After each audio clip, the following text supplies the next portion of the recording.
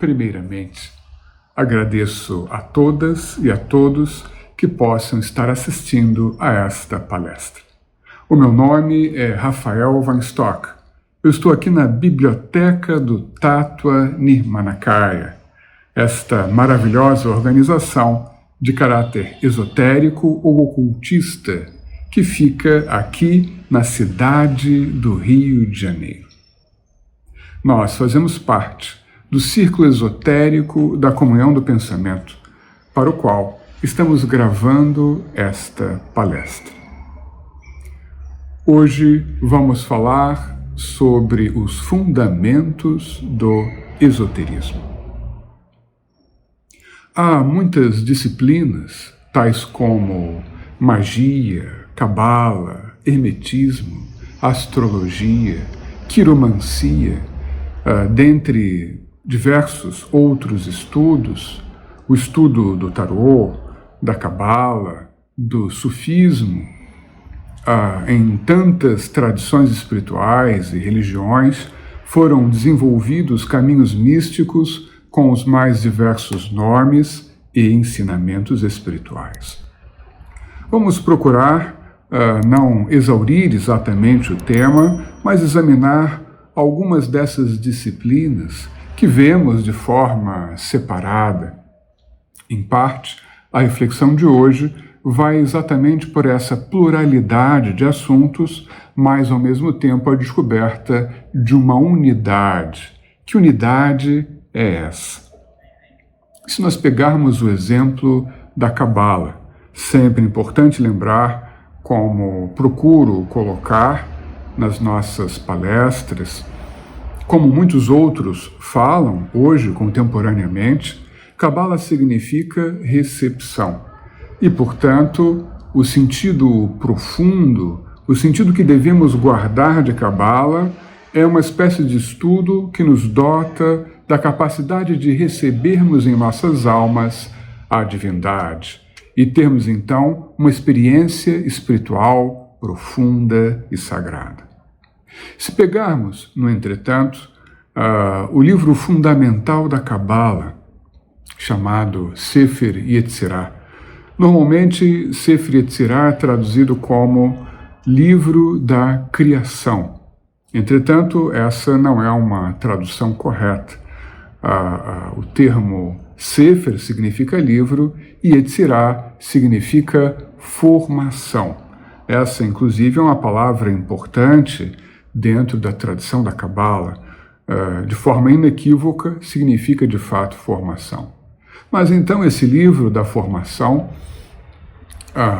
ele traz um certo conhecimento sobre as letras hebraicas, de uma forma muito misteriosa e poética, é verdade, atribuindo a cada letra do alfabeto hebraico um valor astrológico.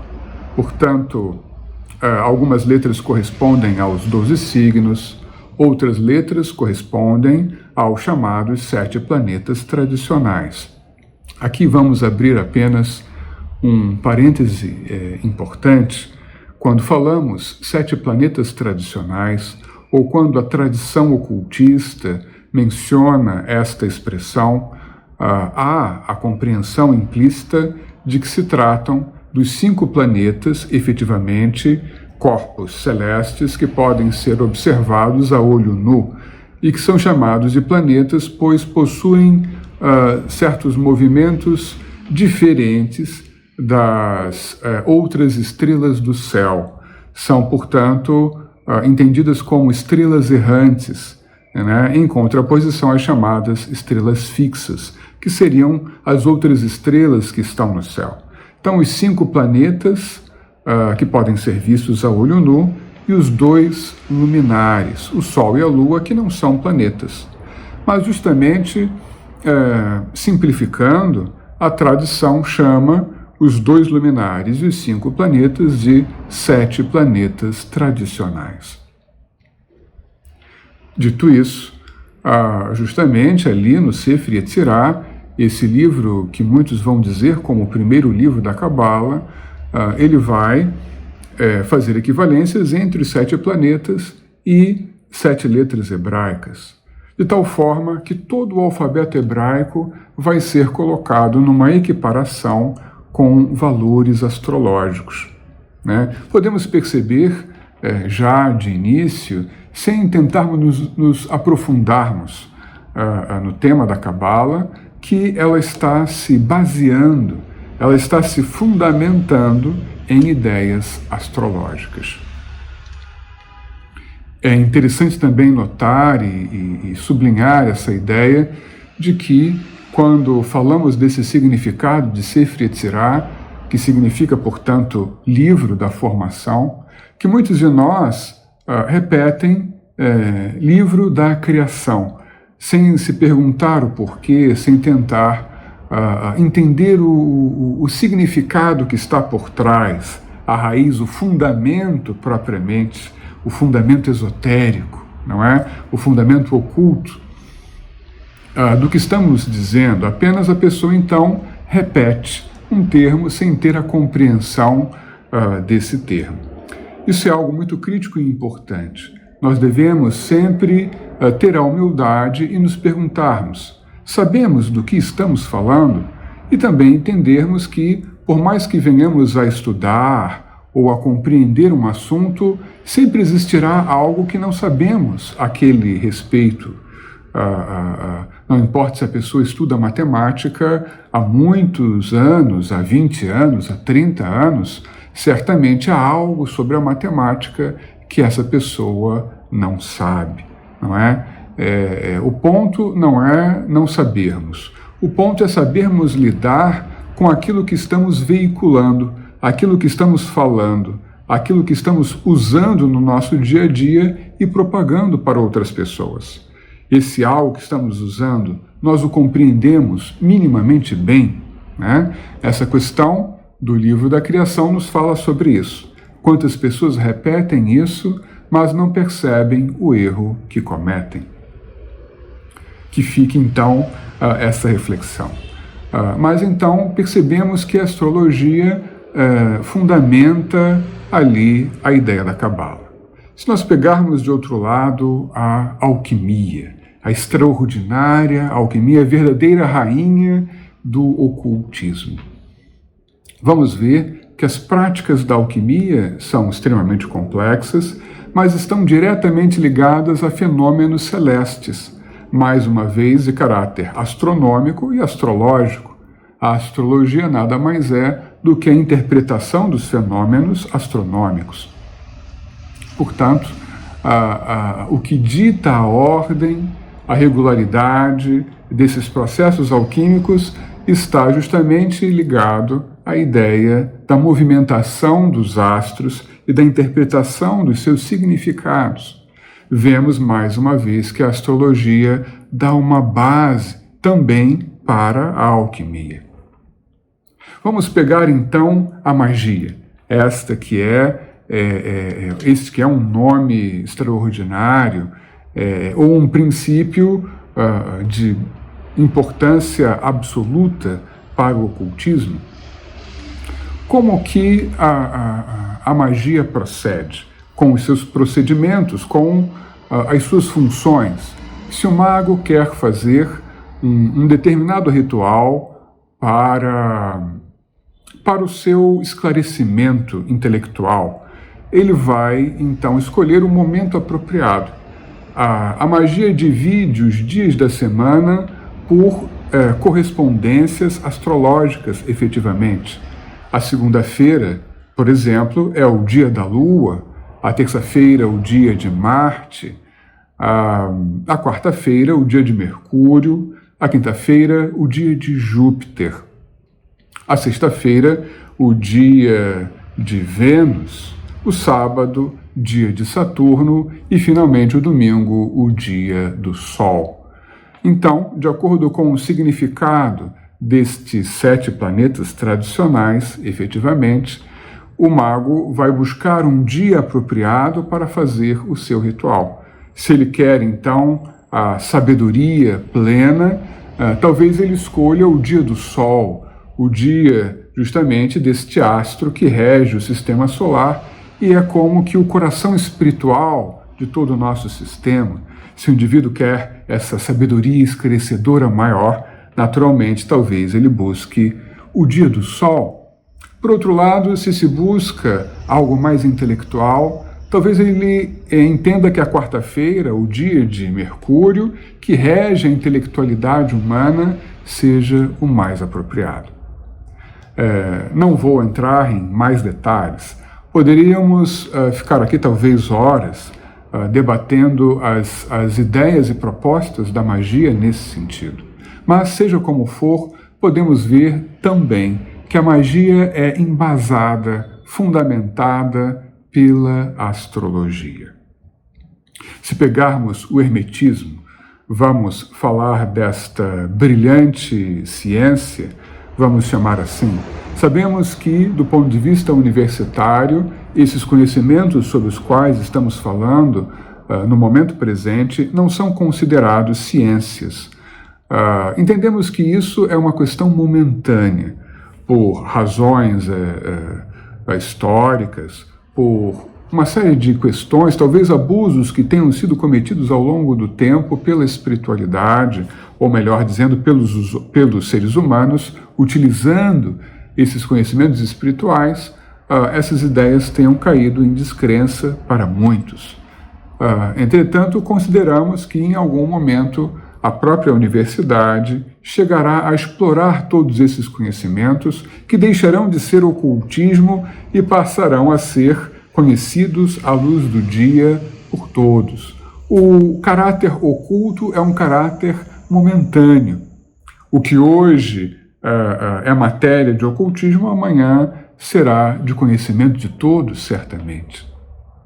Mas então, o que estamos querendo colocar é que justamente a astrologia é algo como um denominador comum, ou o que universitariamente podemos dizer, ou dar o nome de ciência de base. Se pegarmos o exemplo da matemática, a matemática serve à química, serve à física, serve à biologia, à economia, a uma infinidade de disciplinas, não é? A mesma coisa ocorre no ocultismo com a astrologia. No hermetismo, como falávamos, temos no famoso Corpus Hermeticum a referência exatamente aos 7 grandes governadores, que são nada mais, nada menos do que os 7 planetas tradicionais, entendidos como seres metafísicos que de alguma forma irradiam suas forças para a nossa realidade. Devemos compreender que os planetas, enquanto objetos materiais, são como os nossos corpos físicos dos seres humanos. Se entendemos que um ser humano tem um corpo físico e contrapartes metafísicas, contrapartes sutis, que ultrapassam a questão de uma sensibilidade física, podemos pensar a mesma coisa com os planetas. Há o corpo material, que é equivalente ao nosso corpo também material, e há o que seria a alma do planeta, ou o espírito do planeta, ou a essência metafísica de cada um destes corpos celestes, que denominamos como os 7 planetas tradicionais. Não queremos falar de forma extensa e detalhada sobre esses assuntos, apenas dar uma ideia, apenas levantar uma questão importante que deve nos abrir reflexões, não é? Então, entendendo a astrologia como esta base do hermetismo, da alquimia, da magia, há outros exemplos que poderíamos dar dentro de cada uma destas que já falamos. Podemos nos perguntar, então, o que é essa astrologia? O que são, de fato, esses signos e esses planetas, esses astros, ou os elementos, os famosos 4 elementos, o fogo, a terra, a água e o ar? O que são e para que servem? Justamente a forma mais interessante de compreendermos é que todos esses elementos astrológicos, todo esse alfabeto astrológico, trata-se exatamente de uma linguagem para falar sobre a vida psíquica, sobre a vida da alma humana, sobre pensamentos, emoções e atos. São, portanto, uma espécie de vocabulário que vai mapear toda uma diversidade de temperamentos humanos ou possibilidades de comportamento, assim como princípios nos quais nós podemos ou não acreditar e seguir na nossa vida prática. Portanto, compreendendo a astrologia como uma linguagem básica, e uma linguagem que fala sobre esses elementos que compõem a alma humana, podemos então compreender por que ela é a base de todas essas outras disciplinas. Essas outras disciplinas nada mais são do que uma dinamização dessas forças em algum sentido. Aqui devemos também compreender que na espiritualidade o fundamento daquilo que fazemos, o propósito de nos espiritualizarmos, de buscarmos um caminho, é efetivamente nos conscientizarmos de quem nós somos e do que nós somos.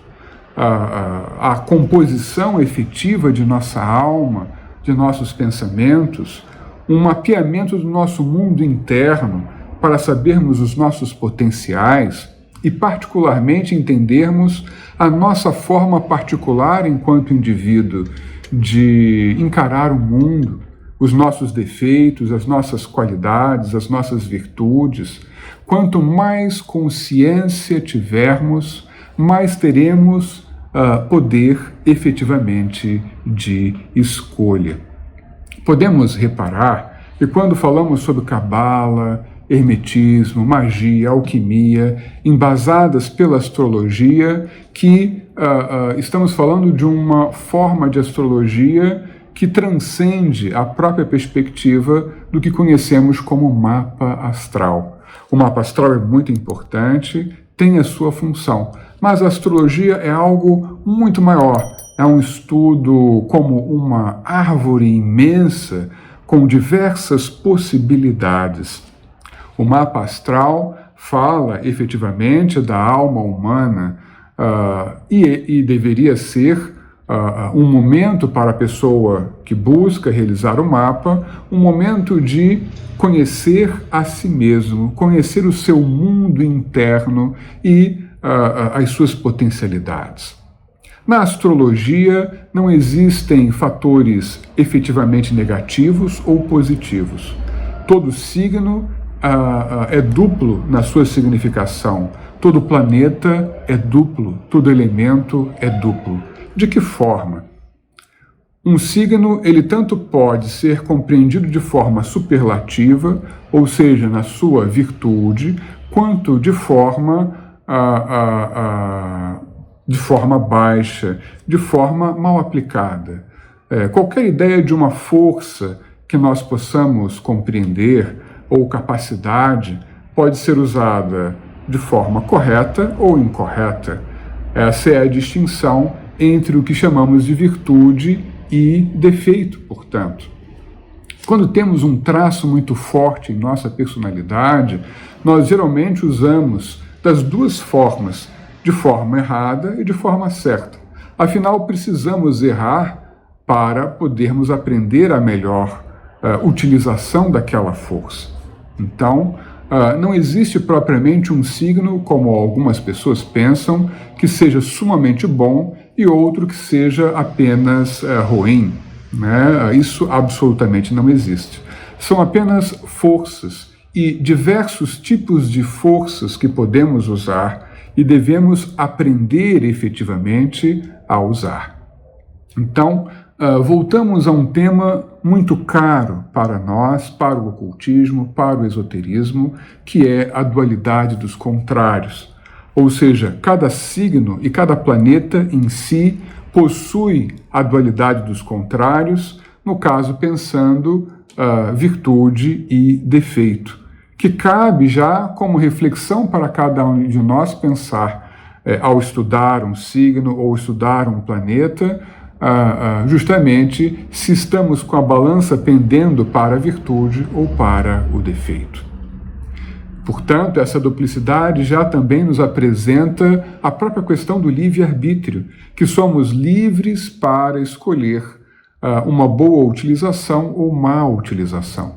A má utilização é, na verdade, a ignorância sobre um determinado assunto.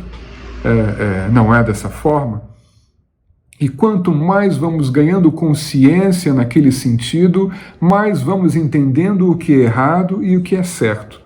Para uma criança, num primeiro momento, podemos dizer com propriedade que ela não tem noção de certo e errado para uma infinidade de assuntos, mas conforme o pai, a mãe, a sociedade, os amigos, o próprio desenvolvimento interior dessa pessoa vão justamente trazendo a compreensão do mundo, a compreensão de si, as noções de certo e errado vão se esclarecendo para este indivíduo. Assim, devemos ter em mente que o estudo, a ampliação do conhecimento é também a possibilidade de percebermos erros cometidos e sairmos destes mesmos erros. Mas então, a dualidade dos contrários, ela realmente nos serve como um momento para percebermos e nos perguntarmos onde está o equilíbrio possível entre a sabedoria e a ignorância, aqui no caso do que estamos falando. E justamente o equilíbrio está em buscarmos uma maior consciência e uma conciliação entre as experiências que não deram certo em nossas vidas, formando também a base de um aprendizado para chegarmos a um conhecimento maior e a uma capacidade certeira de escolher aquilo que efetivamente é bom, benéfico para nós e para todos à nossa volta. A astrologia nos traz também uma lição maravilhosa que nos fará voltar à abordagem das várias disciplinas que compõem o ocultismo. Porque a astrologia nos fala de uma composição de um conjunto. Os 12 signos formando um círculo são 12 partes que contribuem para o mesmo processo. Se retirássemos uma parte desse processo, ele se tornaria incompleto. Portanto, todos os signos são absolutamente valiosos. Nenhum é mais importante do que o outro. Todos, portanto, no sentido pleno do ciclo zodiacal, nos levam a mais um passo na jornada evolutiva. Devemos entender mesmo como uma escada de 12 degraus que devemos ir galgando, ir subindo até chegarmos no último nível. Mas também é preciso compreender que o que foi aprendido no primeiro degrau permanece e é levado como conteúdo até o último. Portanto, o primeiro signo jamais será esquecido, jamais perderá o seu valor. Ele continuará existindo, se unindo às outras etapas do processo. No zodíaco nós temos também os chamados signos opostos, que são aqueles signos que estão diametralmente opostos a um outro signo. Esses signos são ditos justamente signos que vão ou podem efetivamente se unir e gerar algo maior. Né? Quer dizer, também há duplicidade nesse sentido, não apenas o significador em si é duplo, como ele também se encontra com outros significadores que vão ajudar a esse balanceamento. Não é? Então, tudo na astrologia fala sobre conjunto, tudo na astrologia fala sobre harmonização entre opostos, sobre o caminho do meio, e mais do que apenas a ideia de um par de opostos, né? Uma pluralidade de partes que reunidas formam um todo maior, muito mais poderoso e que de fato possui um grande significado. Portanto, temos aí o próprio ideal de diferença e tolerância, né? A soma das partes é mais forte do que o poder apenas de uma parte. Isso é muito importante. Os 7 planetas tradicionais também formam uma noção de todo e também colaboram entre si. Cada planeta, como falamos, também tem a sua duplicidade, o seu mais alto e o mais baixo, a sua qualidade e o seu defeito. Por outro lado, como falamos dos signos, também existem os planetas que se correspondem em oposição, ou seja, podemos pegar o exemplo de Marte e Vênus, bastante conhecido como simbolismo do ativo e do passivo, do homem e da mulher, formando aí uma totalidade também. Uma ideia de equilíbrio possível ou de oposição. Então, mais uma vez, vemos que a astrologia também com os planetas fala de oposição, complementariedade, de variedade e possibilidade de compreender que a união de todos forma algo maior. Então, também, a astrologia dando essa base aos vários conhecimentos do ocultismo, de alguma forma, o ocultismo obedece a essa mesma dinâmica. Todas essas disciplinas são apenas partes de um grande todo, não é? O ser humano também, individualmente, deve se compreender dessa forma. Cada um de nós, observando os seus vários pensamentos, as suas várias atitudes, as várias épocas da vida e procurando formar um raciocínio que unifique todas essas partes, que traga, portanto, uma consciência e uma compreensão. Tudo isso deve nos levar, de novo, ao pensamento de que o propósito de todos esses estudos, e sendo, portanto, a astrologia esse vocabulário para falar da alma humana, é efetivamente o conhece-te a ti mesmo. É efetivamente o observar-se, não o alienar-se. Muitas vezes podemos constatar que o estudo inadequado pode ser feito se a pessoa quiser justamente uma espécie de entretenimento para se afastar da percepção de si mesmo. Entretanto, a proposta espiritual é exatamente a de percepção de si mesmo, a de conscientização, a de olhar para o nosso cotidiano, não de fugir dele, a de olhar para todos os atos que realizamos durante o nosso dia. O vocabulário da astrologia deve, portanto, servir para descrevermos bem essas formas de comportamento, reconhecermos essas linhas de força psíquicas que estão em nós, assim como a cabala, a alquimia, a quiromancia, o hermetismo, todas devem servir para a obra do conhece-te a ti mesmo. O mapa astral, efetivamente. Todas essas disciplinas, então, corretamente compreendidas e compreendidas à luz da astrologia como um conhecimento de base, devem nos levar a um aprimoramento. Não podemos escolher entre aquilo que não conhecemos. Se nós vamos a um determinado local, mas não conhecemos nada de sua geografia, não conhecemos onde ficam as ruas, onde ficam as instituições, como poderemos saber para onde ir? Como poderemos decidir, eu quero chegar em determinado local? Precisamos então desse conhecimento, desse mapa, tanto de nós mesmos quanto da sociedade humana, para podermos dizer, eu quero ir nessa direção, não é?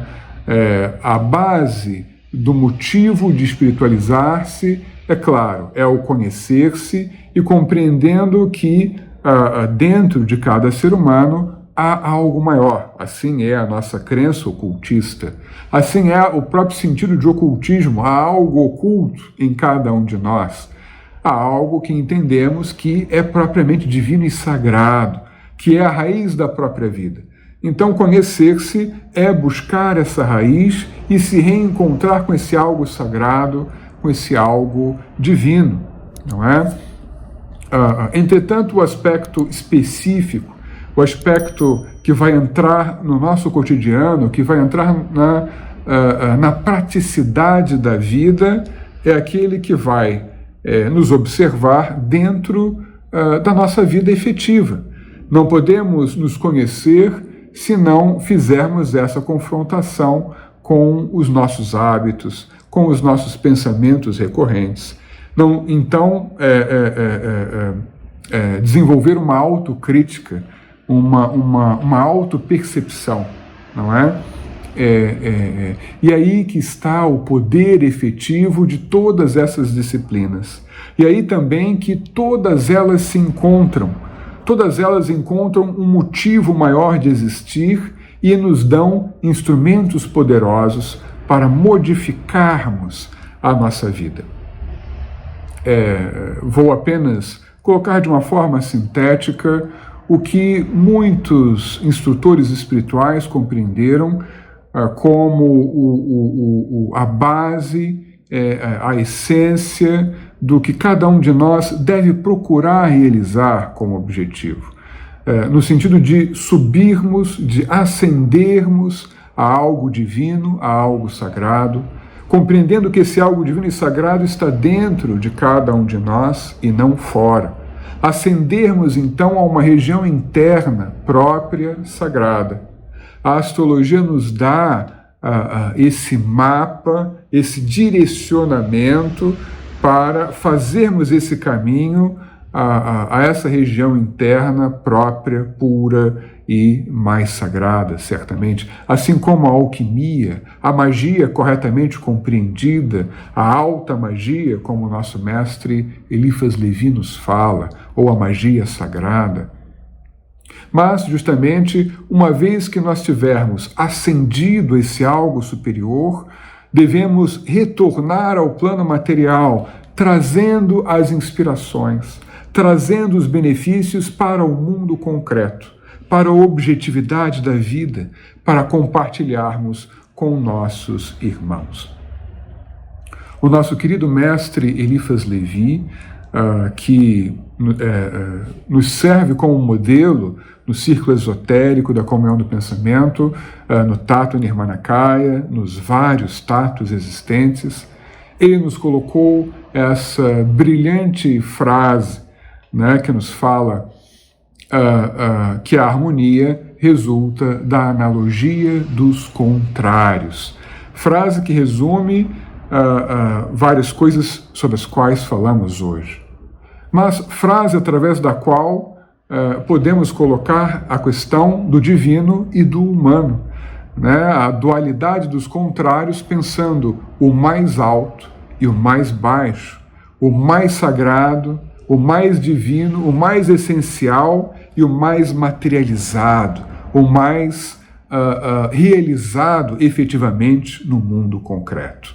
Aí, então, devemos compreender a grandiosidade da tarefa espiritual, a grandiosidade da possibilidade de cada um de nós, pois cada indivíduo deve realizar por si mesmo estas ideias, não é? Aí que está também a própria satisfação em viver, que é realizar essas grandes ideias.